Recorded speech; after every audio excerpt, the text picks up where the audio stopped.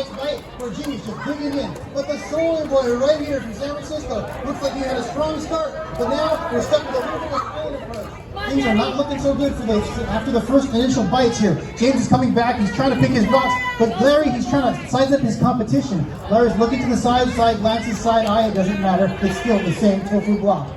Okay, and it's nice because this is the soft tofu, the silken tofu. Absolutely. Because we found that the firm tofu, not really good for tofu eating contests. It can be really Jim difficult. And Soy Boy here. Folks, let him hear it. Let him hear it.